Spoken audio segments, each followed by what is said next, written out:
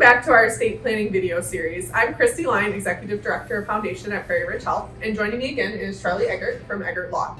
So last time we talked about wills and trusts and the difference between the two. So this time we're going to talk about probate and beneficiaries. So Charlie, what is probate? Probate is a court-supervised distribution of your assets upon your death. So if we have a will, then we avoid probate, right? No, a will roadmaps what happens during the probate process. A will does not avoid probate. Oh, so how can you avoid probate?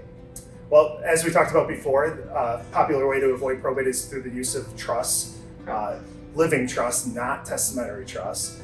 Another very common way of avoiding probate is through the use of beneficiary designations.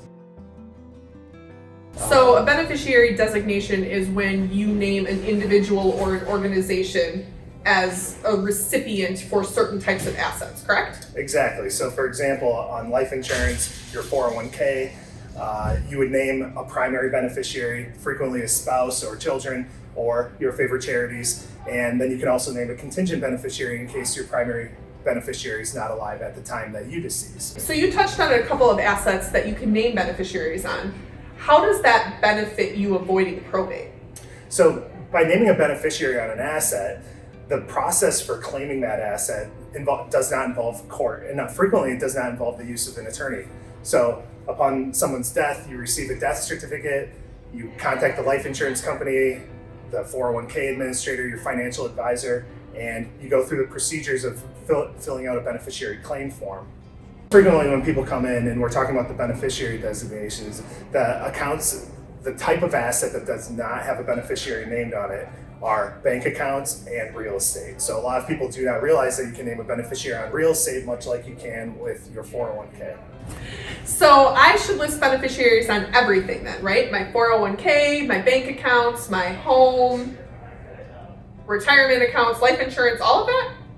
So actually in your case, I would recommend that you should not do that. I happen to know that you have young children, and what would happen if you named beneficiaries on your 401k, on life insurance, and named your children directly, they would receive that money when they turn 18, which is probably not what you would want. So beneficiary designations are not for everyone, not for every situation.